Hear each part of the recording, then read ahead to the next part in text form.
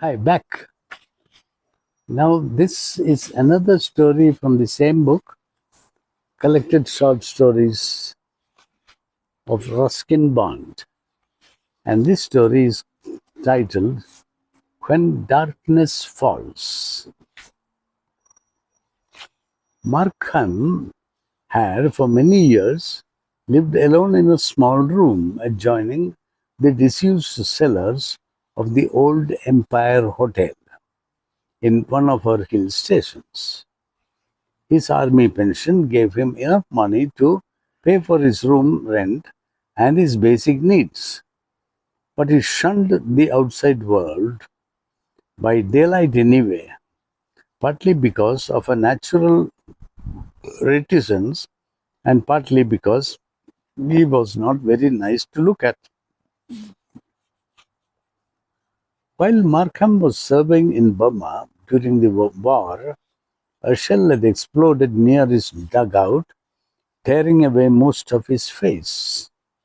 Plastic surgery was then in its infancy, yet although the doctors had done their best, even going to the extent of giving Markham a false nose, his features were permanently ravaged.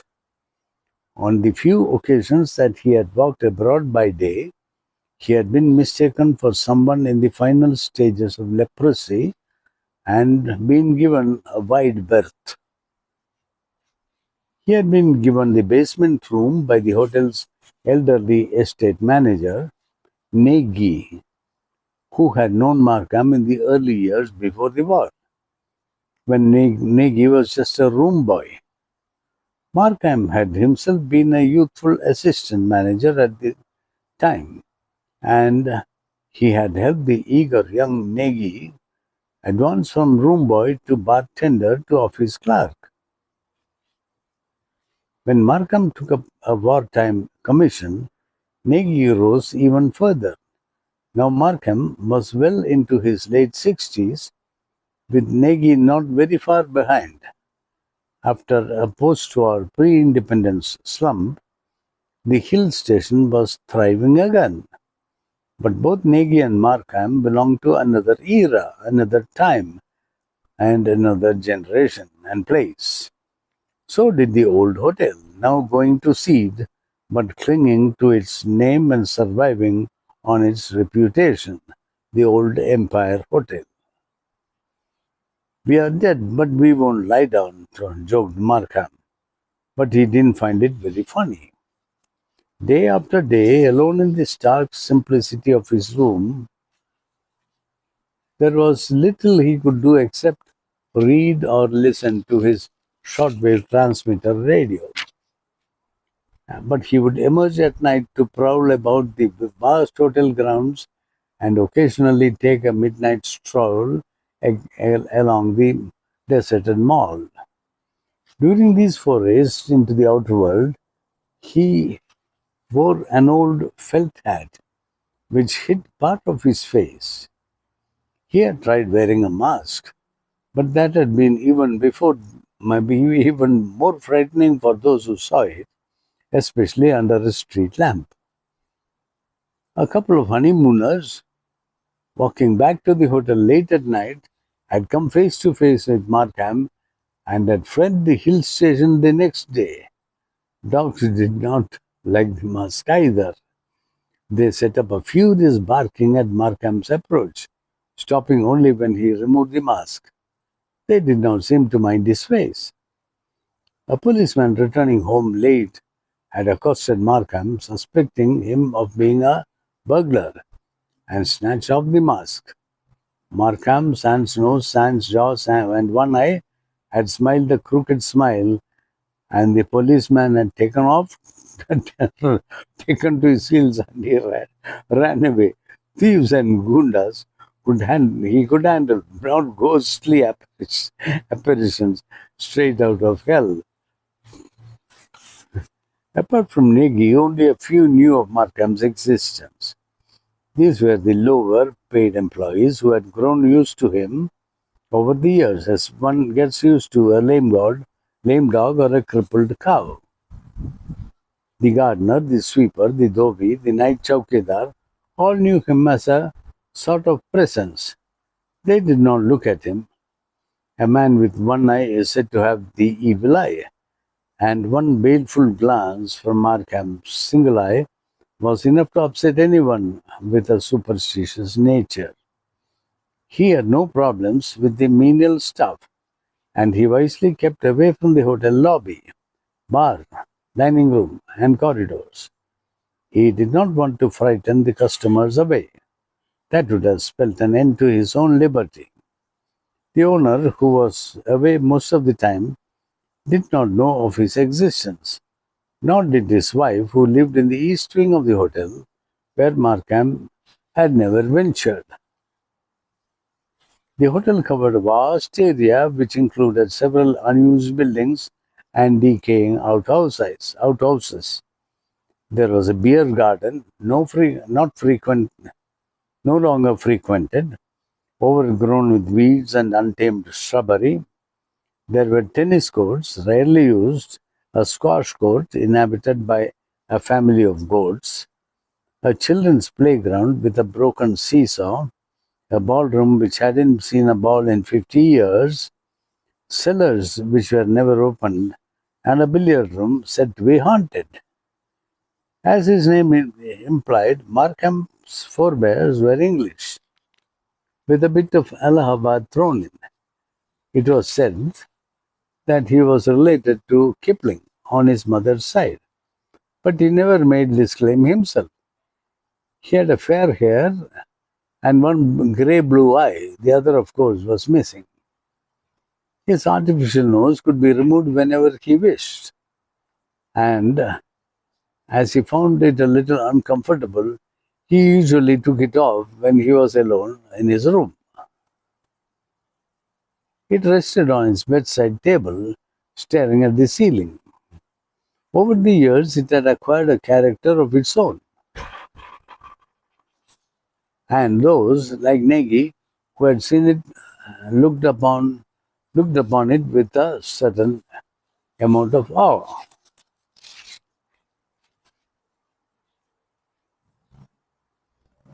Markham avoided looking at himself in the mirror, but sometimes he had to shave one side of his face, which included a few surviving teeth.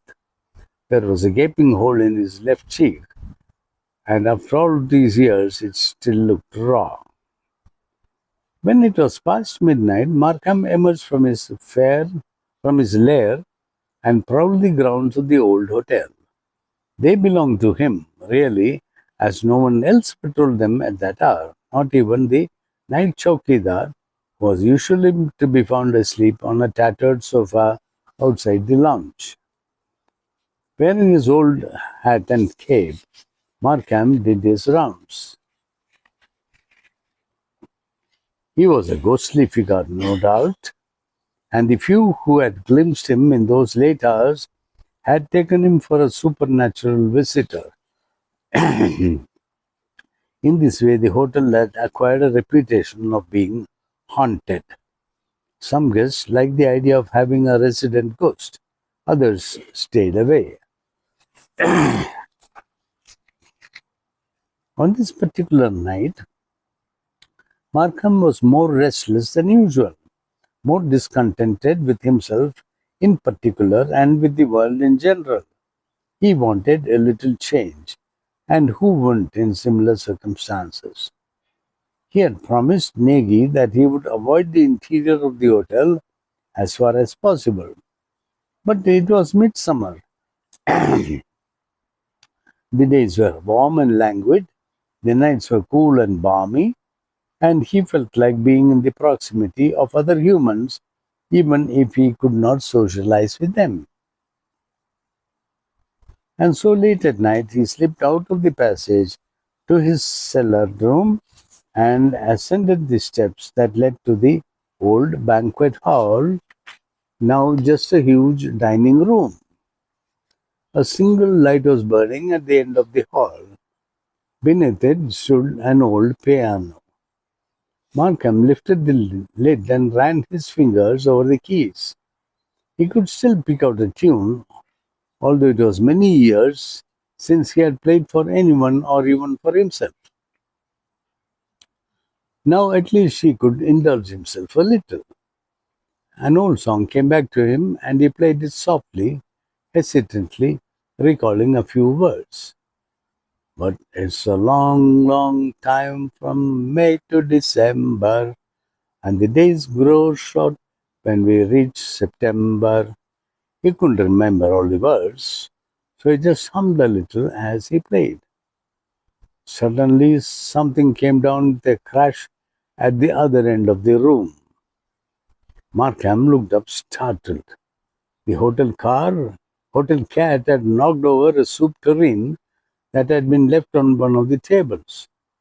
Seeing Markham's tall, shifting shadow on the wall, its hair stood on end, and a long, low wail it fled the banquet room. Markham left too, and made his way up the carpeted staircase to the first floor corridor. Not all the rooms were occupied. They seldom were these days. He tried one or two doors, but they were locked. He walked to the end of the passage and tried the last door. It was open. Assuming that the room was unoccupied, he entered it quietly. The lights were out, but there was sufficient moonlight coming through the large bay window with its view of the mountains. Markham looked towards the large double bed and saw that it was occupied. A young couple lay there fast asleep, wrapped in each other's arms. A touching sight. Markham smiled bitterly. It was over 40 years since anyone had lain in his arms. There were footsteps in the passage. Someone stood outside the closed door. Had Markham been seen prowling about the corridors? He moved swiftly to the window, unlatched it, and stepped quickly out onto the landing abutting the roof. Quietly, he closed the window and moved away. Outside, on the roof, he felt an overwhelming sense of freedom. No one would find him there. He wondered why he hadn't thought of the roof before. Being on it gave him a feeling of ownership. The hotel and all who lived in it belonged to him. The lights from a few skylights and the moon above helped him to move unhindered over the sloping, corrugated old tin roof. He looked out at the mountains, striding away into the heavens, and he felt at one with them. The owner, Mr. Khanna, was away on one of his extended trips abroad. Known to his friends as the playboy of the Western world, he spent a great deal of his time and money in foreign capitals: London, Paris, New York, Amsterdam. Mr. Khanna's wife had health problems, mostly in her mind, and seldom travelled except to visit godmen and faith healers. At this point in time, she was suffering from insomnia and was pacing about her room in her dressing gown, a loose-fitting garment that did little to conceal her overblown figure. In spite of her many ailments, her appetite for everything on the menu card was undiminished. Right now she was looking for her sleeping tablets. Where on earth had she put them? They were not on her bedside table, not on the dressing table, not on the bathroom shelf. Perhaps they were in her handbag. She rummaged through a drawer and found and opened the bag, and extracted a strip of valium. Pouring herself a glass of water from the bedside carafe, she tossed her head back, revealing several layers of chin. Before she could swallow the tablet, she saw a face at the skylight. Not really a face, not a human face, that is, an empty eye socket, a wicked grin, and a nose that wasn't a nose pressed against the glass. Mrs. Khanna sank to the floor and passed out. She had no need of the sleeping tablet that, that Poor thing, she fainted. But in the next couple of days, Mrs. Khanna was quite hysterical and spoke wildly of a wolfman or Rakshasa who was pursuing her. But no one, not even Negi, attributed the apparition to Markham, who had always avoided other guests' rooms. The daylight hours he passed in his cellar room, which received only a dapple of late afternoon sunlight through a narrow aperture that passed for a window. For about 10 minutes, the sun rested on a framed picture of Markham's mother, a severe looking but handsome woman who must have been in her 40s when her picture was taken. His father, an army captain, had been killed in the trenches at Mons during the First World War. His picture was there too, dashing young figure in uniform. Sometimes Markham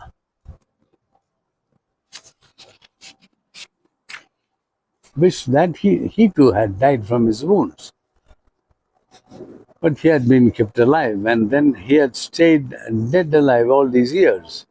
A punishment maybe for his sins and excesses committed in some former existence. Perhaps there was something in the theory or belief in karma, although he wished that things would even out a little more in this.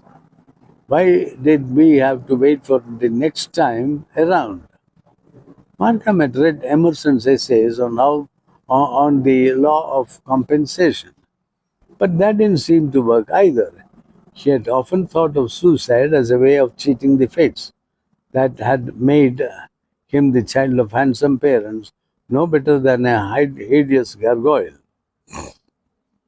But he had thrust the thought aside, hoping, as most of us do, that things would change for the better. His room was tidy. It had the bare necessities, and those pictures were the only mementos of a past he could not forget. He had his books too, for he considered them necessities: the Greek philosophers, Epicurus, Epictetus, Marcus Aurelius, Seneca. When Seneca had nothing left to live for, he had cut his wrists in his bathtub and bled slowly to death. Not a bad way to go, thought Markham, except that he didn't have a bathtub, only a rusty iron bucket. Food was left outside his door as per instructions, sometimes fresh fruit and vegetables, sometimes a cooked meal. If there was a wedding banquet in the hotel, Negu would remember to send Markham some roast chicken or pilaf. Markham looked forward to the marriage season with its lavish wedding parties. He was a permanent, though unknown, wedding guest. After discovering freedom of the empire's roof, Markham's nocturnal excursions seldom went beyond the hotel's sprawling estate. As sure-footed as when he was a soldier, he had no difficulty in scrambling over the decaying rooftops, moving along narrow window ledges, and leaping from one landing or balcony to another. It was late September. It was late summer, and guests often left their windows open to enjoy the pine-scented breeze that drifted over the hillside. Markham was no voyeur. He was really too insular and subjective a person for that form of indulgence. Nevertheless, he found it fascinating to observe people in their unguarded moments. How they pretended, how they preened in front of mirrors, or talked to themselves, or attended to their little vanities, or sang, or scratched, or made love, or tried to, or drank themselves into a stupor. There were many men and a few women who preferred drinking in their rooms to drinking in the bar. It was cheaper, and they could get drunk and stupid without making fools of themselves in public. One of those who enjoyed a quiet tipple in her room was Mrs. Khanna. A vodka with tomato juice was her favorite drink. Markham was watching her soak up her third Bloody Mary when the room telephone rang and Mrs. Khanna, receiving some urgent message, left her room and went swaying down the corridor like a battleship of yore. On an impulse, Markham slipped in through the open window and crossed the room to the table where the bottles were arranged. He felt like having a Bloody Mary himself. It was years since he had had one, not since that evening at New Delhi's Imperial when he was on his first leave. Now a little rum during the winter months was his only indulgence. Taking a clean glass, he poured himself 3 fingers of vodka and drank it neat. He was about to pour himself another when Mrs. Khanna entered the room. She stood frozen in her tracks, for there stood the creature of her previous nightmare, the half-faced, half-wolf demon helping himself to her vodka. Mrs. Khanna screamed and screamed again. Markham made a quick exit through the window and vanished into the night. But Mrs. Khanna would not stop screaming, not until Negi, half the staff, and several guests had entered the room and tried to calm her down. Commotion reigned for a couple of days. Doctors came and went. Policemen came and went. So did Mrs. Khanna's palpitations. She insisted that the hotel be searched for a maniac who was in the hiding somewhere, only emerging from his lair to single her out for attention. Neki kept the searchers away from the cellar, but he went down himself and confronted Markham. Mr. Markham, sir, you must keep away from the rooms and the main hotel. Mrs. Khanna is very upset. She has called in the police and she is having the hotel searched. I'm sorry, Mr. Negi, I did not mean to frighten anyone. It's just that I get restless down here.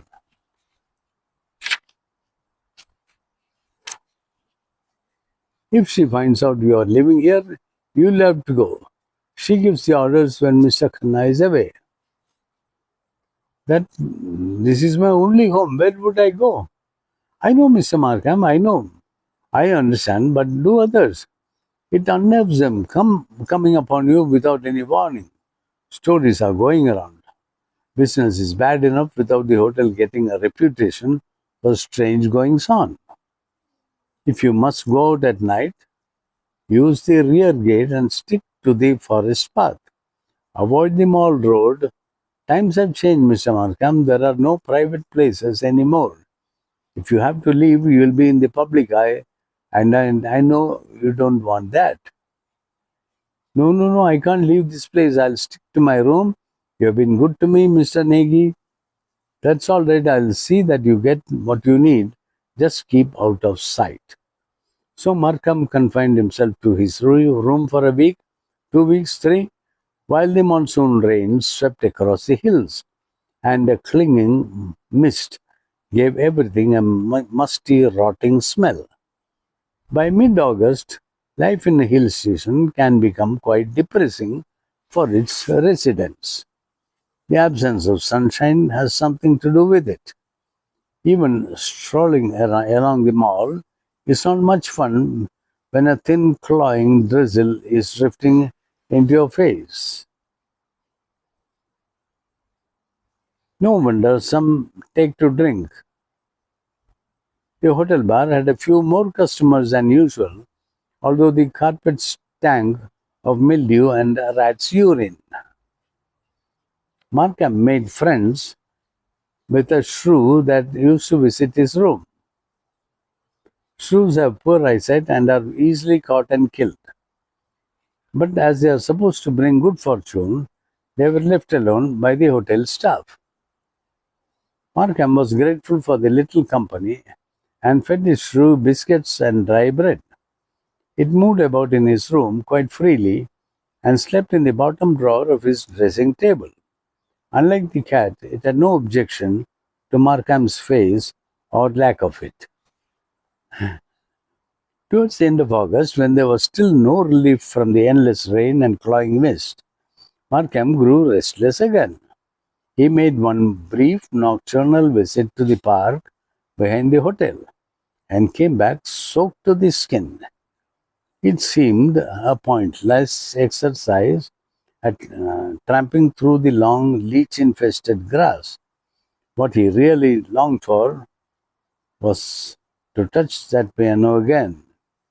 Bits of old music ran through his head. He wanted to pick out a few tunes on that cracked old instrument in the deserted ballroom. The rain was thundering down on the corrugated tin roofs. There had been power failure, common enough on nights like this, and most of the town, including the hotel, had been plunged into darkness. There was no need of mask or cape, no need for his false nose either. Only in the occasional flashes of lightning could you see his face, torn and ravaged countenance. See his torn and ravaged countenance. Markham slipped out of his room and made his way through the cellars beneath the ballroom. It was a veritable jungle down there. No longer used as a wine cellar, the complex was really a storeroom for old and rotting furniture, rusty old boilers from another age, broken garden urns, even a chipped and mutilated statue of Cupid. It had stood in the garden in former times, but recently the town municipal committee had objected to it as being un-Indian and obscene, and so it had been banished to the cellar. That had been several years ago. My God, this is still another few pages. That had been several years ago, and since then, no one had been down into the cellars. It was Markham's shortcut to the living world above. It had stopped raining, and a sliver of moon shone through the clouds. There were still no lights in the hotel, but Markham was used to darkness. He slipped into the ballroom and approached the old piano. He sat there for half an hour strumming out old tunes. There was one old favorite that kept coming back to him, and he played it again and again, recalling the words as he went along. O pale dispenser of my joys and pains, holding the doors of heaven and hell, how the hot blood rushed wildly through the veins beneath your touch until you waved farewell. The words of Lawrence Hope's Kashmiri love song took him back to happier times when life seemed full of possibilities. And when he came to the end of the song, he felt his loss even more passionately. Pale bands, pink-lipped, black lotus buds that flowed on these cool waters where we used to dwell. I would rather have felt you round my throat, crushing out life than waving me farewell. He had loved and had been loved once, but that had been a long, long time ago. Pale hands he had loved besides the Shalimar. He stopped playing, all was still. Should he return to his room now and keep his promise to Negi? But then again, no one was likely to be around on a night like this. He reasoned, and he had no intention of entering any of the rooms. Through the glass doors at the other end of the ballroom, he could see a faint glow, as of a firefly in the darkness. He moved towards the light as a moth to a flame. It was the Chowkidar's lantern. He lay asleep on an old sofa from which the stuffing was protruding. Markham was a normal mind handicapped by a physical abnormality, but how long can a mind remain normal in such circumstances? Markham took the chowkidar's lamp and advanced into the lobby. Moth-eaten stag-heads stared down at him from the walls. They had been shot about 100 years ago, when the hunting of animals had been in fashion. The taxidermist's art had given them a semblance of their former nobility, but time had taken its toll. A mounted panther's head had lost its glass eyes. Even so, thought Markham wryly, its head is in better shape than his own. The door of the bar room opened to a gentle pressure. The bartender had been tippling on the quiet and had neglected to close the door properly. Markham placed the lamp on a table and looked up at the bottles arrayed in front of him. Some foreign wines, sherries, and vermouth, rum, gin, and vodka. He had never been much of a drinker. Drink went to his head rather too quickly. He'd always known that, but the bottle certainly looked attractive, and he felt in need of some sustenance. So he poured himself a generous peg of whiskey and drank it neat. A warm glow spread through his body. He felt a little better about himself. Life could be made tolerable if he had more frequent access to the bar. Pacing about in her room on the floor above, Mrs. Khanna heard a noise downstairs. She had always suspected the bartender, Ramlal, of helping himself to liquor on the quiet. After 10 o'clock, his gait was unsteady, and in the morning, he often turned up rather groggy and unshaven. Well, she was going to catch him red-handed tonight. Markham sat on a bar stool with his back to the swing doors. Mrs. Khanna, entering on step two, could only make the outline of a man's figure pouring himself a drink.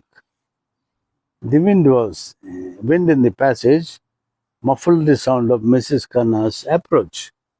And anyway, Markham's mind was far away, in the distant Shalimar Bagh, where hands pink-tipped touched his lips and cheeks, his face yet undespoiled. Ramlal, hissed Mrs. Khanna, intent on scaring the bartender out of his wits. Having a good time again? Markham was startled, but he did not lose his head. He did not turn instantly. I'm not Ramlal, Mrs. Khanna, said Markham quietly. Just one of your guests. An old resident, in fact. You have seen me around before. My face was badly injured a long time ago. I'm not very nice to look at, but there's nothing to be afraid of. I'm quite normal. Markham got up slowly. He held his cape up to his face and began moving slowly towards the swing doors. But Mrs. Khanna was having none of it. She reached out and snatched at the cape. In the flickering lamplight, she stared into that dreadful face. She opened her mouth to scream. But Markham did not want to hear her screams again.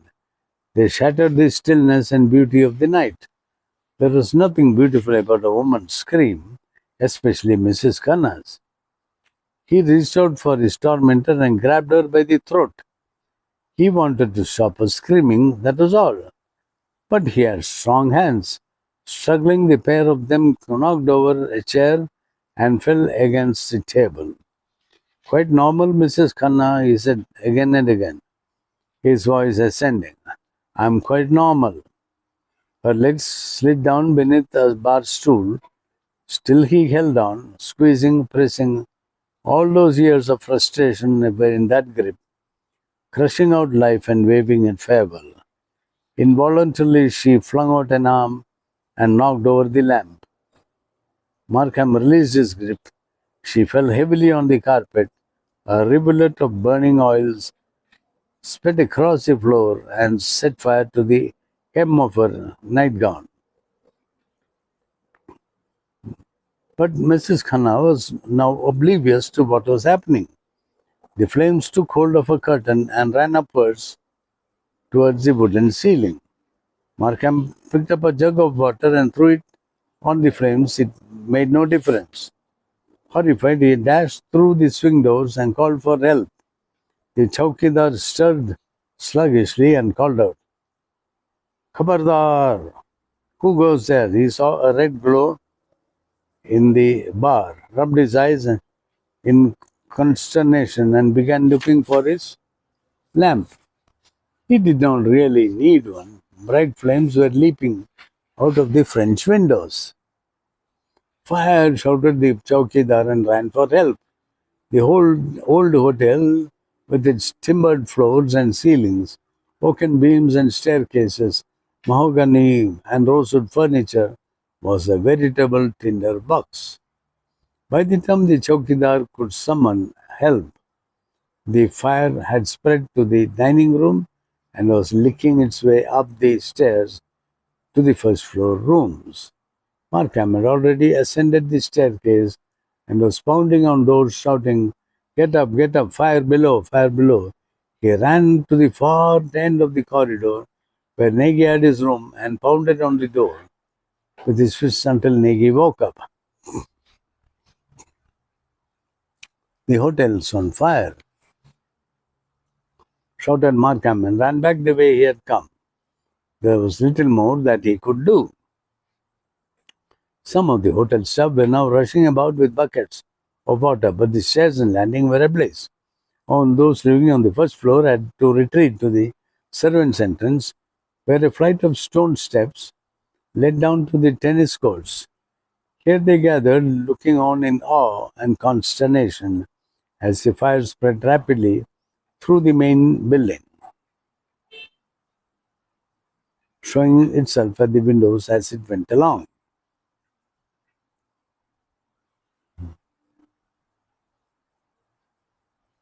Markham emerged on the roof and stood there for some time while the fire ran through the Empire Hotel, cracking down, uh,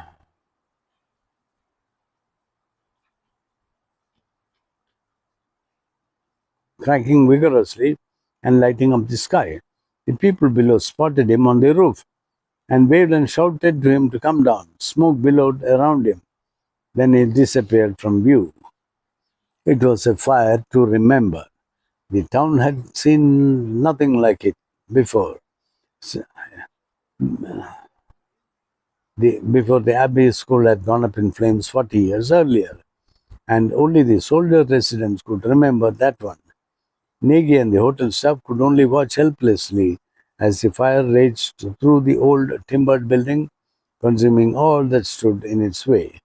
Everyone was out of the building except Mrs. Khanna, and as yet no one had any idea as to what had happened to her.